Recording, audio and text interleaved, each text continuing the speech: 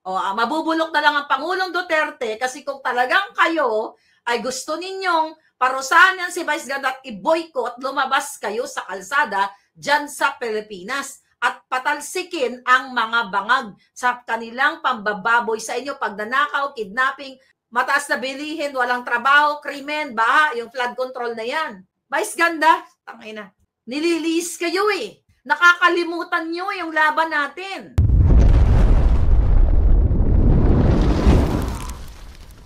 Ngayon, galit na galit tayo kay Vice Ganda. Talagang dapat lang tayo magalit. Kasi nga, binaboy niya, tiranantado niya ang Pangulong Duterte. Pero nakakalimutan ninyo kung bakit nakakulong ang Pangulong Duterte. For sure, alam ninyo, ang galit natin, binuhos natin sa kanya. Pero ngayon, nagpapaniwala kayo kay Amy Marcos sa mga dramatization niya. Sasabihin niya sa akin, bakit mo kinokonek? Eh di ba? Ang nagpakulong, ang nagpakidnap kay Pangulong Duterte ay si Bangag, ang kapatid ni Amy Marcos, ni Mangga, at si Lisa Tanas. Kung lahat ng galit nyo, ibuhos nyo kay Vice Ganda, bakit ayaw nyong ibuhos kay Bangag? Galit na galit kayo, 1 million, I don't know how, according dyan sa nabasa ko ngayon, 1 million daw yung nag-unsubscribe sa kanya. Okay, fine. Panalo ba tayo? Dahil inan-subscribe natin si Vice Ganda, o hindi naman ako nakasubscribe sa kanya. Si Vice Ganda ba dapat ang durugin at durugin natin? Hanggat si Pangulong Duterte ay nakakulong, hanggat si Amy ay nagpapanggap na kunyari siya ang Marcos na maka-Duterte, na ever since ni isang tuldok na pananalita laban sa kapatid niya patungkol dito sa hair follicle test. Nung inugali ko, yung ugali niya, umiiyak siya. Yun lang. Nung inugali ko, ang ugali niya, umiiyak siya. Yun lang. Ano yung punot dulo nito? Ito ay patungkol sa impeachment ni Inday Sara. Okay? Na-archive na nga.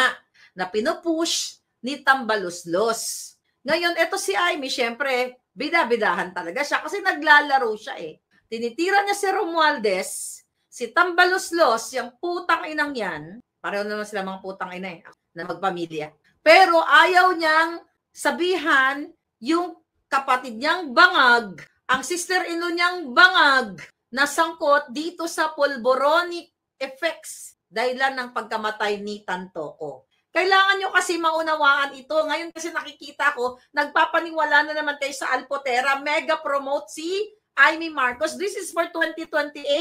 Kaya nga, dapat tinutumba na ang mga Alpotera at double agent na nagpo-promote kay Amy. Politika naman talaga at ambisyon.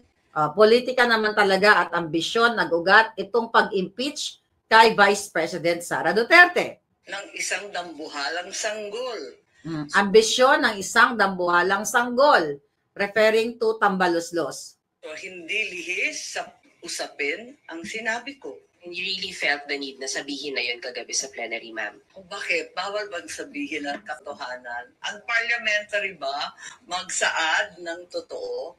Ma'am, hindi daw ba body shaming yun? Wala naman akong minura. Wala naman akong pinangalanan. Ma'am, nagkausap na kayo ni VP after last night's vote? Text-text lang. Nagpapadala ng biblical quotation. Sino mo nagpadala? Si BP, mahilig yung magpadala ng Biblia eh. Okay, hanggang doon lang. Wala daw siyang minura, wala daw siyang pinangalanan. Okay, connect natin ulit si Vice Ganda dito sa mga pangyayari. Okay, corroborate natin yung mga statement nila. Like kayo, inis na inis kayo kay Vice Ganda. Ang dami kasi nag-message sa akin, ma'am, boljakin mo si Vice Ganda. Okay, fine. Boljakin natin si Vice Ganda doon sa statement niya. I-unfollow nyo siya. Pero hindi pa rin mabubura. Kahit i-unfollow nyo siya, murahin natin si Vice Ganda. Wala siyang kapangyarihan. Hindi siya ang punot dulo kung bakit napakulong o nakidnap ang Pangulong Duterte. So yung narinig ninyong mga dramatization ni Amy Marcos, na dinidiin niya itong si Dambuhalang Sanggol, itong pinsan niya, di ba? Na si Tambaluslos, mayroon pa nga siyang statement na parang, ma'am, sa nanay niya, pasensya ka na, parang, iset aside muna yung Romualdez. Yan po ay isang sinungalingan. Later on, magbabati-bati na naman yan sila.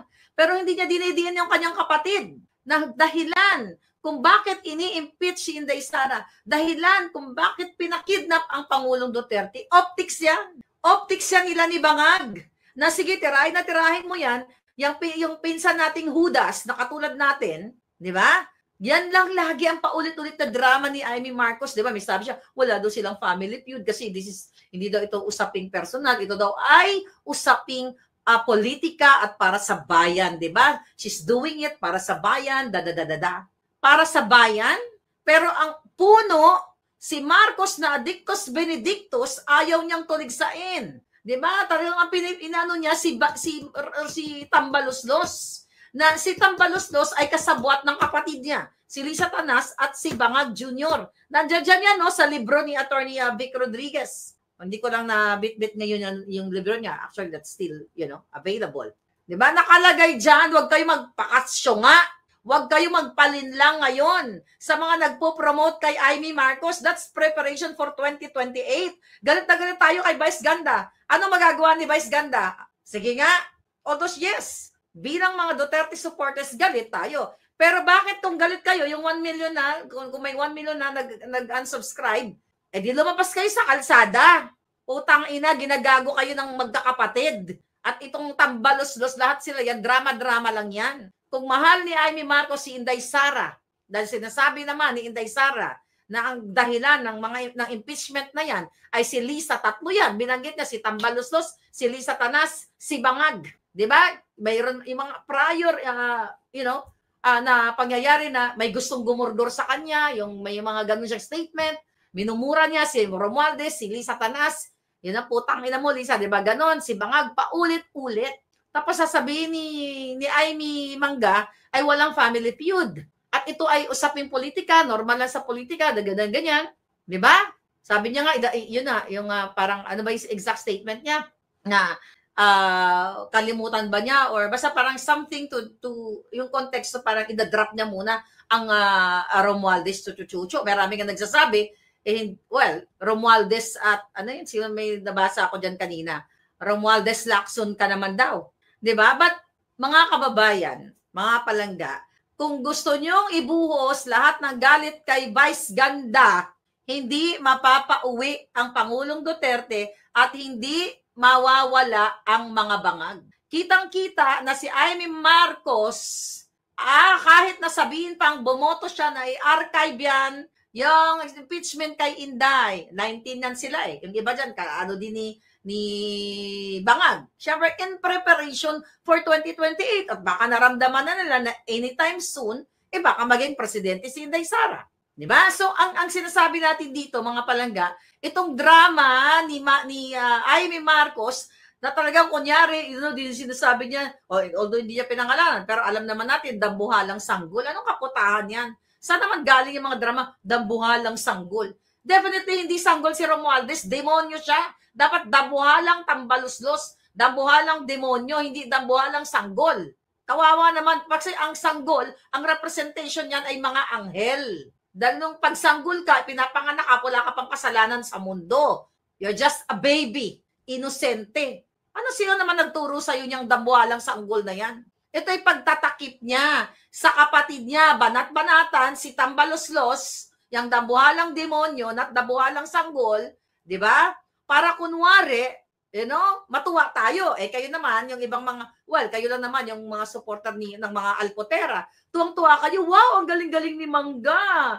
Diba? Yung mga double agent, nililin lang na naman kayo. Magalit tayo kay Vice Ganda. Okay, magalit tayo. Pero ayaw niyong magalit kay Amy Marcos. Dahil nililin lang kayo. Dahil nga, syempre, magkaibigan sila ni Inday Sara. Binabanatan si dambuhalang sanggol. Diba? Yan ang ano niyan. Kasi iniiwasan ni Mangga, mga kababayan, iniiwasan niyang banggain yung kanyang kapatid. Dahil mahal niya yung kapatid niya. Ever since the world began, magkasama sila. Alam niyang adik ang kapatid niya. Okay yan. Bugbugin nyo ng comment yan si Vice Ganda. Pero hindi si Vice Ganda ang nagpakidnap kay Pangulong Duterte. Hanggang ganyan lang ng mga yan eh. It's the same thing na ginagawa natin. Sa totoo lang, kalayaan niya mambastos at kalayaan ko rin babuyin ang mga baboy katulad nito mga Marcos na ito. Siyempre masakit dun sa atin. Kasi Duterte supporters tayo. Masakit yun na ginaganon ang ating Pangulo. O ano, magagalit na lang tayo kay Vice Ganda. Tapos ignore natin ang paglalaro ni Amy Marcos dahil magkaibigan sila ni Vice President. Sabi ko nga, hindi ko pangihimasukan ang pagkakaibigan nila. Pero hindi ako pwedeng pigilin ni Inday Sara dahil hindi naman ako sunod-sunuran katulad ng mga pinaglalabas ng mga Team Alputerang mga bangag na dapat pagkaibigan ni Inday Sara ay hindi tayo magsasalita dahil kaibigan ni Inday Sara ay, pang ano yan, pang sarado ang utak o it's either ikaw ay binabayaran ni Amy Marcos. Hindi porket kaibigan ni Inday Sara ay hindi na tayo, ay kasi baka magalit si Inday, ganyan-ganyan kasi kaibigan niya si Amy. Harap-harapan ni Inday Sara, sinabi ko. Ayan, yung kinidnap ng kapatid mo. At si Inday, concern na concern doon kay distressed mother. Nasahig kami. Nagsasalita. Kasi alam na ni Inday Sara yon before eh. Sinasabi niya kay Amy na, kinukwento niya yung kwento ni Sheena kasi alam niya na yung kwento. Nagalit ba si Sara sa akin? Uy, Marlica, wag ka naman ganyan kasi kaibigan ko yan. Hindi niya ako pinigilan na magsalita against sa mga bangag. Kasi nirespeto niya ang kalayaan ng bawat isa. Hindi porket kaibigan niya siya, hindi porket supporter ako ni Inday Sara, pwede niya na akong takpan yung nga bells ko. Dahil hindi niya naman gawain yan. Ngayon, going back dito kay Tambalusdos, dahil yan naman talaga ang punot dulo, at si Bangag at si Lisa Tanas na gustong ipatanggal si Inday Sara, yan ang tinitira ni Amy. Pero ayaw niyang tirahan yung puno. Si Lisa Tanas at si Bangag, bakit pa naupo yung hayop na yan? Si Speaker Tambalusdos na yan. Hindi ba dahil kay Bangag at kay Lisa Tanas? Yan ang dinidiin sa inyo eh. O bumoto, nag-open ng investigation doon sa pag-kidnap kay Pangulong Duterte. Ano na? Napanagot niya ba? After that resolution?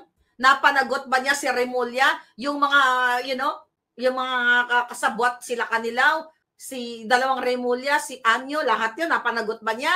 Na-push ba niya na pwede silang kasuhan doon sa certain agency na pwedeng mag-file ng complaint or case laban sa pag-kidnap nila? Hanggang ganun lang siya. Hanggang optics lang. Kaya, if you talk about Vice Ganda, durugin natin si Vice Ganda, mga gago. Mga Team Alputerang bangag.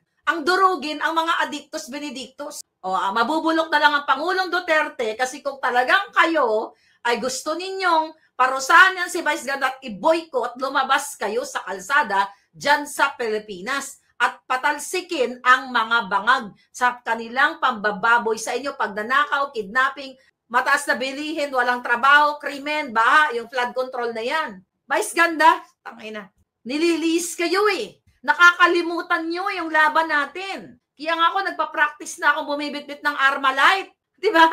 Ma-practice na ako mag-bang-bang-bang. Kasi hindi mo masabi, yung mga assassins na mga putang inang yan, anytime, nasa likod ko. Eh, di lalaban tayo ng sabayan. Diba? Only one life to live in this world, darling. Patay kung patay. But siguraduhin natin, unang papantay ang mga paa ng mga hayop na yan. Vice Ganda pa rin kayo. It's okay lang, ituloy nyo yan. Pero ayaw niya batikusin si Bangag. I mean, alam ko, mga palangga ko, nandiyan kayo, nagpapatikos kay Bangag. Napapaniwala kayo kay Amy? Nakita niyo ba nilalason na kayo dahan-dahan? Through Alputera Group? Ang galing ni Amy. Nakita niyo yung mga reels ngayon na pinapabango siya? Na yun, mayroon pa nga Amy 2028 and Sara. Mapapabudol na naman kayo sa Marcos. Tapos ang ginagawa ng Team Alputera, maglalabas sila ng mga picture ko, katabi ni Lisa Tanas, ni Marcos, na si Marlica talagang yan, Marcos loyalist yan. Bakit? Sekreto ba yan? Nagpapabudol kayo? Paninira na yan ngayon pa lang in preparation sa 2028 para i-discredit ako. Alam ninyo, kayo, tayong lahat na nabudol tayo, even si Inday Sara. Si Sara ba at saka si Lisa Tanas walang picture? At si Bangag? Nabubudol kayo dahil yan ang target ng mga double agent. Yang si Amy yan, pagpapamilya pa rin yung mga putang inang yan. Ginagago kayo. Then, huwag nyo nang ubusin ang oras nyo dyan kay Vice Ganda. Ubusin nyo kay Lisa, kay Tambalusdos, kay Amy, sa lahat ng mga bangag. Dahil sila ang punot dulo kung bakit pinakidnap ang Pangulong Duterte. 2023 pa lang, in-expose ko na yan sa inyo. Now, galit na galit tayo kay Vice Ganda dahil binastos ng Pangulong Duterte. Bakit si Amy ba? Hindi lang siya nagsasalita ng katulad ko. Pero behind the scene ang kanyang tira.